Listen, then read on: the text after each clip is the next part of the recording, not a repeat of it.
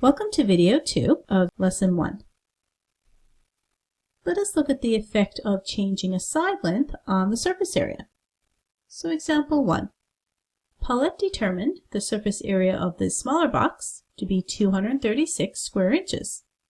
She realizes that it is too short for her purposes, so she uses another box that is twice as tall.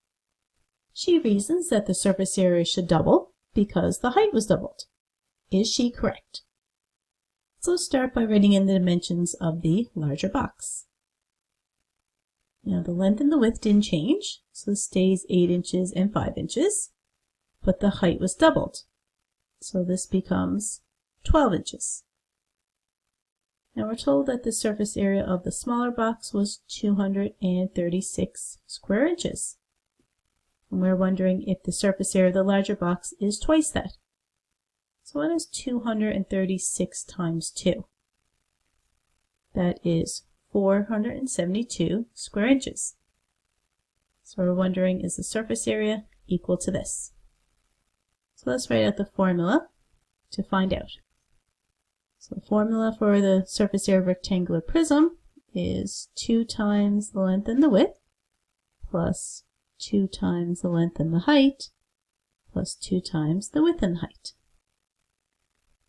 So now if I call this side the length, this one the width, and this one the height, I'll plug those values into the formula. So I have 2 times 8 times 5 plus 2 times 8 times 12, and then 2 times 5 times 12.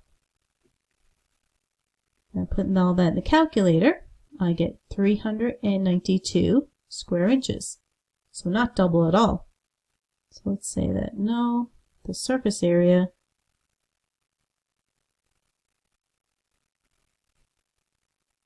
did not double. So just because you double one of the side lengths doesn't mean that the surface area is also going to double. Now let us look at another example, this time involving a triangular prism. So example 2. Figure B is half as small as figure A. Does figure B have a surface area half of the surface area of figure A? So let's start by determining the surface area of figure A. The formula for surface area of a triangular prism is WH plus LW plus 2LS. So now let's look at the diagram. 14 here is the width. 40 is the length, 24 is the height, and 25 is the length of this side here, which we call S. So let's plug those values into the formula.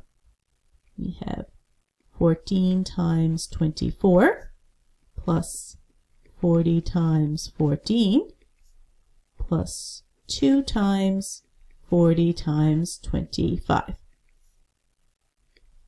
And that gives me the surface area of figure A being 2,896 square meters.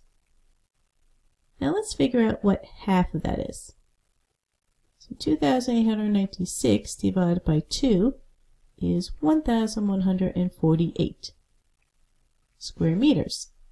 So now let's determine the surface area of figure B and see if it's equal to that.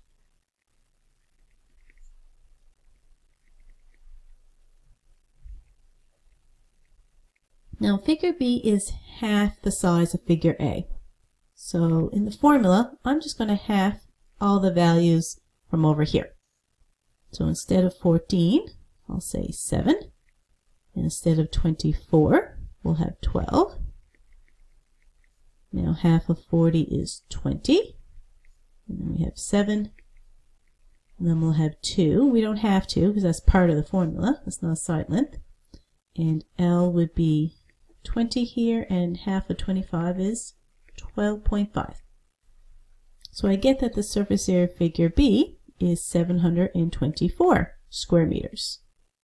So not half of figure A at all. A lot less than that. So we can say, no, the surface area, just say SA for short, of figure B is not half of figure A.